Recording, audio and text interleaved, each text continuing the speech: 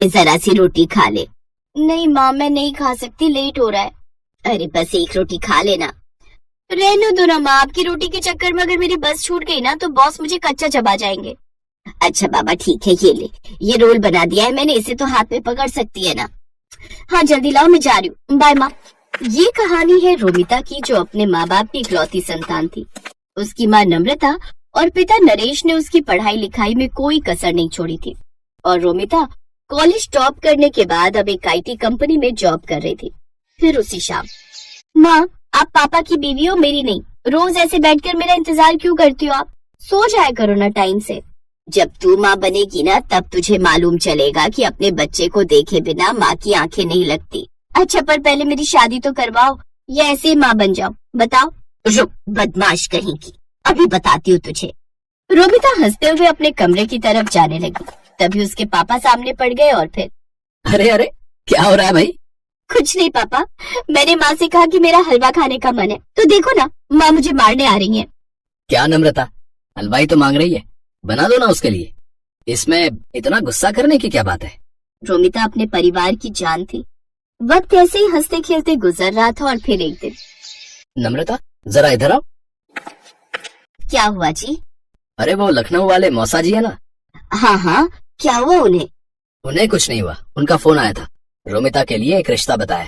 कह रहे थे कि खुले विचारों वाला परिवार है, उन्हें लड़की के जॉब करने पर भी कोई आपत्ति नहीं है, और सबसे बड़ी बात वो लोग इसी शहर में रहते हैं। अरे वाह, ये तो बहुत अच्छा रहेगा। क्या अच्छा रहेगा माँ? मुझे नहीं करनी शादी वादी। क्यों भाई, क्यों नहीं करनी शादी तुम्हें? मैं चली जाऊंगी तो आप दोनों का ख्याल कौन रखेगा? तुम रखोगी और कौन रखेगा? अभी तो हमारे हाथ पैर चल रहे हैं, जब हम बूढ़े हो जाएं तो हमसे मिलने आते रहना, और क्या। नहीं पापा, पता नहीं कैसे होंगे वो ससुराल वाले, मुझे कहीं नहीं जाना।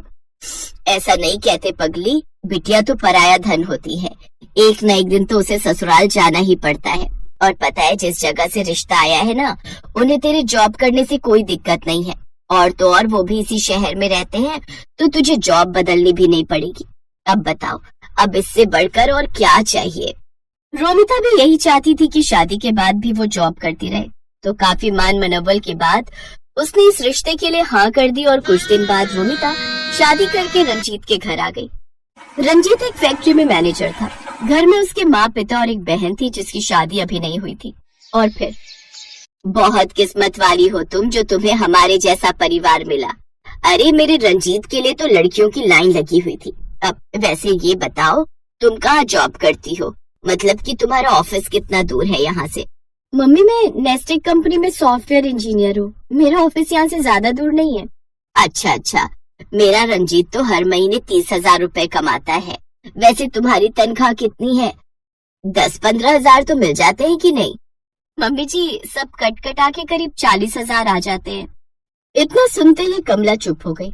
रोमिता के जवाब ने उसका घमंड तोड़ दिया था। वो आगे कुछ न कह सकी और वहां से चली गई। लेकिन रोमिता को इस बात का एहसास नहीं हुआ कि जाने अनजाने में ही सही, पर उसने अपनी सास की ढंग से बेइज्जती कर दी थी। फिर अगले दिन रोमिता सुबह जल्दी उठी और अपना टिफिन पैक करने लगी। ठीक उसी वक्त कमला वहां आई और बोली, अरे बहू, इतनी सुबह तैयार होकर कहाँ जा रही हो?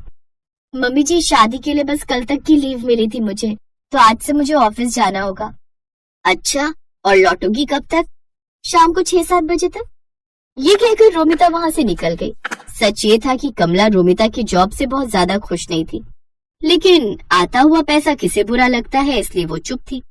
लेकिन उस दिन शाम को रोमिता को घर आने में थोड़ी देर हो गई, लेकिन आते ही वो सीधा खाना बनाने में जुट गई। उसके बाद उसने सारे बर्तन धोए और फिर, कल से थोड़ा पहले घर आ जाना बहू, ठीक है? अब तुम्हारी शादी हो गई है तो घर की जिम्मेदारियां भी तो हैं। अब हर रोज सारा खाना मैं अकेले तो नहीं बनाऊंगी इस उम्र में, है ना? जी माँ जी। कमला रोमिता को सुनाकर वहां से चली गई। वो अगली सुबह जल्दी उठी और ढेर सारा खाना बनाकर ऑफिस चली गई। फिर उसी शाम, ये खाना तो तुमने सुबह बनाया था ना? हाँ मम्मी जी, क्यों पसंद नहीं आया क्या आपको? नहीं, ठीक है। उस दिन तो कमला ने रोमिता से कुछ नहीं कहा, लेकिन कमला को ये बात हजम नहीं हो रही थी कि रोमिता क्यों इतनी आसानी से सब मैनेज कर ले रही है। फिर एक दिन कमला ने कलेश फैलाने की ठान ही ली और उसी शाम, देखो बहू, मैंने और रंजीत के पापा ने बहुत कोशिश की, मगर हम इतना एडजस्ट नहीं कर पाएंगे। इन्हें गरम खाना खाने की आदत है, समझी? तो कल से शाम का खाना शाम को ही बनाना, समझी? पर मम्मी जी, अब बहस मत करो मुझसे, जो कह रही हूँ बस वही करो। अपनी सास से डांट खाकर रोमिता बहुत परेशान हो गई। उसे समझ में नहीं आ रहा था कि वो ऑफिस के साथ साथ घर का काम कैसे मैनेज करे। इस चक्कर में वो ऑफिस में भी परेशान रहने लगी। फिर अगले दिन, मम्मी जी, मुझे आपसे कुछ बात करनी थी। हाँ बोलो, क्या बात है? वो मैंने रिजाइन कर दिया है, अब कल से मैं ऑफिस नहीं जाऊंगी। अरे पर ऐसा क्यों किया तुमने? क्योंकि ये सब एक साथ मुझसे हो नहीं पा रहा था मम्मी जी। ऑफिस के चक्कर में मैं आप लोगों का ख्याल नहीं रख पा रही थी। अब अच्छा ठीक है, फिर अब जाओ, जाकर मेरे लिए चाय बना दो। अजीब बात ये थी कि जो कमला हमेशा यही चाहती थी कि रोमिता जॉब छोड़ दे, अब वो उसके जॉब छोड़ने पर भी परेशान थी, लेकिन उसने अपनी परेशानी रोमिता के सामने जाहिर नहीं की। उधर अब रोमिता जल्दी जल्दी काम निपटाकर अच्छे से आराम करती। उसे एक ब्रेक चाहिए था जो अब उसे मिल गया था। पर दूसरी तरफ रोमिता के जॉब छोड़ देने से घर का बजट हिल गया था। रंजीत ने रोमिता की सैलरी के दम पर 2-3 लोन भी ले रखे थे, जिनकी सारी किश्तें अब उसे ही चुकानी पड़ रही थी। सिर्फ एक ही महीने में हालत इतनी खराब हो गई कि लोन चुकाने के लिए रिश्तेदारों से कर्ज लेना पड़ गया। और फिर एक शाम पूरे परिवार के सामने कमला ने अपने दिल पर पत्थर रखकर कहा, वो रोमिता, मुझे बुरा लग रहा है कि तुमने नौकरी छोड़ दी। कोई बात नहीं मम्मी जी। नहीं, अब देखो ना, तुमने इतनी पढ़ाई की, इतने साल काम करके तजुर्बा कमाया, और अब तुम घर बैठी हो, और अब तुम्हें भी तो अपने ऑफिस की याद आती होगी ना। अब तुम एक काम करो, तुम फिर से नई नौकरी ढूंढो अपने लिए, या फिर अगर पुराने ऑफिस में ही बात बन जाए तो देख लो। ठीक है माँ जी, पर वो खाने का थोड़ा देखना पड़ेगा, मुझसे सारा काम तो नहीं हो पाएगा।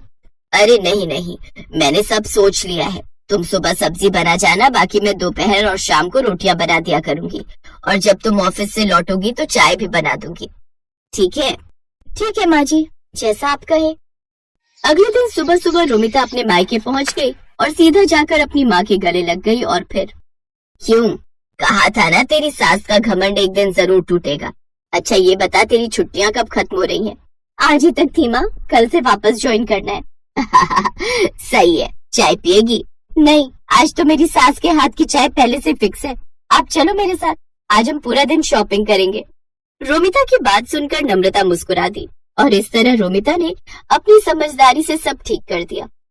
सुबह सुबह खाना बनाकर वो घर के प्रति अपनी जिम्मेदारी भी पूरी कर रही थी और पैसे कमाकर घर के बजट को भी संभाल रही थी।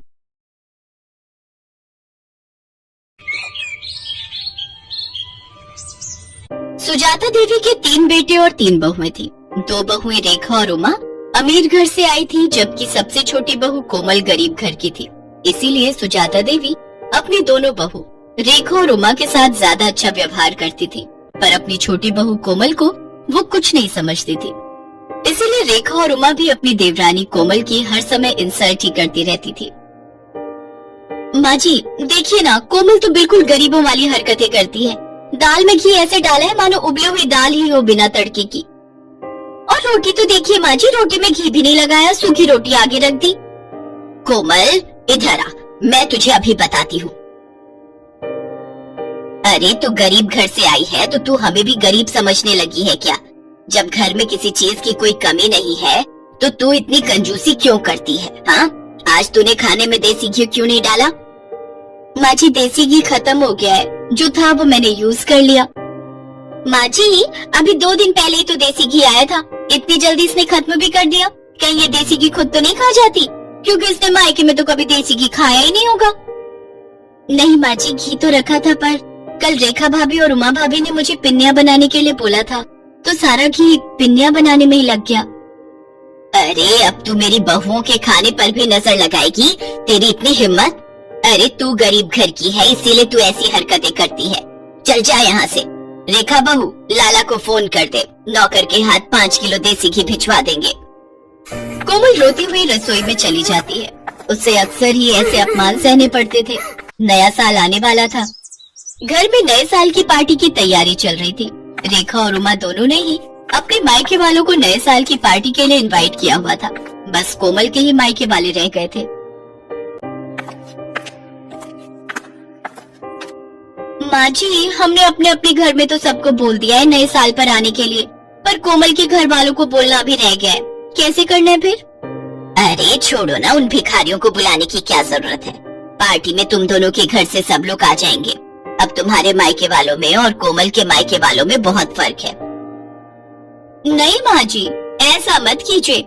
मैं तो कहती हूँ इसके मायके वालों को बुला ही लेते हैं। सबके सामने उनका ऐसा अपमान करेंगे कि ये हमेशा याद रखेंगी। कान इधर लाइए, मैं आप सबको समझाती हूँ। रेखा और उमा अपनी सास के साथ मिलकर कोमल के मायके वालों को अपमानित करने की योजना बनाती हैं। बहू, घर में नए साल की पार्टी है। रेखा और उमा के मायके वाले भी आ रहे हैं, तो मैं चाहती हूँ कि तुम भी अपने मायके वालों को न्योता दे दो। इस बार नया साल हम सब मिलकर मनाएंगे। जी माँ जी, मैं फोन कर देती हूँ। अब आएगा मजा, आने दो इसके मायके वालों को।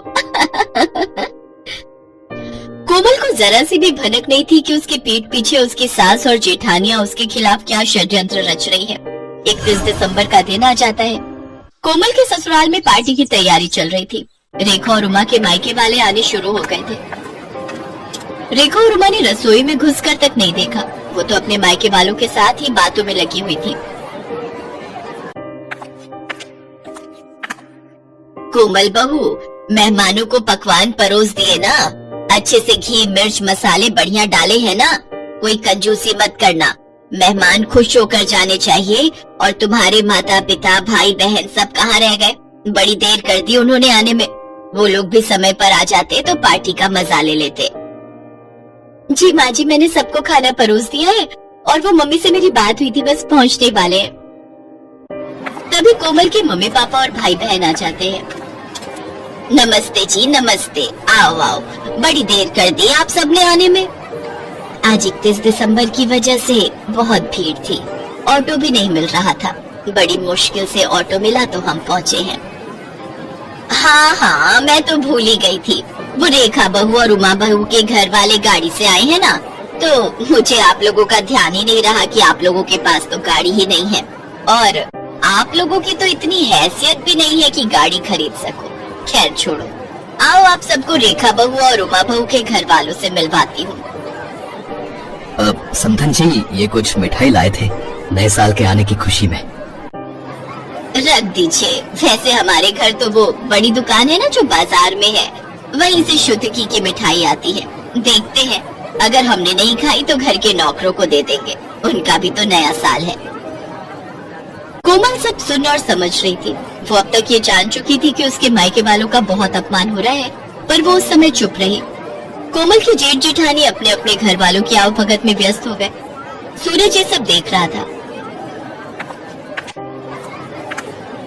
कोमल, अपने मम्मी पापा के लिए भी प्लेट लगा दो, सब लोग खाना खा रहे हैं। तुषार, ज्योति, चलो तुम लोग भी खाना खा लो, चलो। जी हाँ, बस मैं लगा ही रही हूँ। मम्मी पापा, तुषार, ज्योति, आओ बैठो, मैं आप सबको भी खाना परोस देती हूँ। कोमल जैसे ही खाना लेने रसोई में जाती है, वो देखती है सारे बर्तन खाली थे, उसमें खाना था ही नहीं। कोमल घबरा जाती है। अरे, बर्तनों में तो खाना ही नहीं है, मैंने तो बहुत सारा खाना बनाया था। क्या हुआ कोमल, तुम परेशान क्यों? अपने घर वालों के लिए खाना लगाओ। अच्छा नहीं लगता वो सब ऐसे ही बैठे हुए। क्या खाना लगाऊं? खाना तो बचा ही नहीं है। मैंने इतने सारे पकवान बनाए थे, बल्कि ज्यादा ही बनाए थे। रसोई में तो कुछ भी नहीं है। अच्छा नहीं लगता सबसे इस बारे में पूछना। रुको, मैं कुछ करती हूँ। पर ऐसा कैसे हो सकता है? अगर तुमने ज्यादा खाना बनाया था तो आखिर खाना खत्म कैसे हो गया? मैं अभी माँ और भाभीियों से ये बात पूछता हूँ। नहीं नहीं, अच्छा नहीं लगता, सब मेहमानों के बीच में बैठे हैं। कोई नहीं, मैं सबके लिए कुछ और बना देती हूँ, थोड़ी देर लगेगी। रुको, मैं बाजार से कुछ ऑर्डर करता हूँ। तुम कहाँ इतनी जल्दी जल्दी सब कुछ बना पाओगी? नहीं नहीं, बाजार का मंगवाओगे तो सबको पता चल जाएगा। आप टेंशन मत लो, मैं कुछ बना लेती हूँ। कोमल के मायके वाले बहुत देर तक बैठे रहे। कोमल सूरज को कुछ मंगवाने के लिए भी मना कर रही थी, क्योंकि उसके मम्मी पापा वगैरह को तो ये बात पता थी कि कोमल ने सारा खाना घर पर ही बनाया है। कोमल अपने मम्मी पापा का सम्मान रखने के लिए जल्दी जल्दी पूड़ियाँ और साथ में आलू की सब्जी बनाने लगी। तभी उसकी सास और दोनों जेठानी रसोई में आ गई। अरे कोमल, तुम ये पूड़ियाँ क्यों तल रही हो? इतना सारा खाना तो बचा हुआ है। अरे भाभी, आप समझते क्यों नहीं हो? कोमल अपने मम्मी पापा, अपने भाई बहनों को गरम गरम खाना खिलाना चाहती है, इसने हमारे घर वालों को तो ठंडा खाना खिला दिया। अब अपने घर वालों को बढ़िया पकवान खिलाना चाहती है। इसके घर वालों ने कभी ऐसा बढ़िया खाना खाया नहीं होगा ना, तभी ये ऐसा कर रही है। जब इतना खाना पड़ा था तो ये सब बनाने की क्या जरूरत थी बहू? ये देखो कितना सारा खाना बचा हुआ है। ये थोड़ी है कि हम अच्छे खासे पैसे वाले हैं तो खाने की बर्बादी करें। माँ जी, थोड़ी देर पहले तक ये खाना नहीं था। रसोई में सारे बर्तन खाली थे। मुझे नहीं पता था कि भाभीयों ने सारा खाना कमरे में रखा हुआ है। मुझे सब समझ आ गया है माँ जी। मैं चाहे जितना मर्जी आप लोगों के लिए कर लूं, पर आप लोग जानबूझकर मुझे अपमानित करना हमेशा से ही चाहते हो। कमरे में मेरे मम्मी पापा और मेरे भाई बहन बैठे हुए हैं। अब मेरा मन नहीं है कि मैं इस घर में रुकूं। मैं उन लोगों के साथ अपने घर जा रही हूँ, अपनी माँ के घर। मुझे तो ऐसा लगता है कि यहाँ पर कोई मेरा अपना है ही नहीं। सूरज जी, मैं यहाँ नहीं रुक सकती। जहाँ इज्जत नहीं हो वहाँ से चले जाना ही अच्छा है। रुको कोमल, तुम अकेली नहीं जाओगी, मैं भी तुम्हारे साथ चलूंगा। अब हम यहाँ रहेंगे ही नहीं। जहाँ मेरी पत्नी की इज्जत नहीं, वहाँ मैं भी नहीं रह सकता। मैं भी कब से अपने आप को रोक कर बैठा था। अरे सूरज, ऐसा नहीं कहते। कोई बात नहीं, छोटी छोटी बातें होती रहती हैं। कोमल, गुस्सा थूक दो। और माँ, आप सब भी नए साल के दिन इस तरह की हरकतें करके घर में क्यों सबका मूड खराब कर रहे हो? कोमल, शांत हो जाओ। अभी मेहमान चले जाएंगे, उसके बाद हम कल बात करेंगे। कोमल की सास और जेठानियां यही सोच रही थी कि शायद उन्होंने कुछ ज्यादा ही गलत कर दिया, पर अब बहुत देर हो चुकी थी। सूरज और कोमल ने अलग रहने का फैसला कर लिया और कुछ ही दिनों बाद वे दोनों अलग रहने चले गए। कोमल की सास और जेठानियों को बाद में खुद पर पछतावा होने लगा, क्योंकि कोमल के रहते उन्हें कोई काम ही नहीं करना पड़ता था। पर कोमल के जाने के बाद उनके सिर पर घर की सारी जिम्मेदारी आ गई और उन्होंने कोमल जैसी अच्छे स्वभाव वाली बहू का साथ खो दिया। कोमल अपने पति सूरज के साथ अपने छोटे से घर में सुकून से नए साल में नई जिंदगी की शुरुआत करती है। Thanks for watching.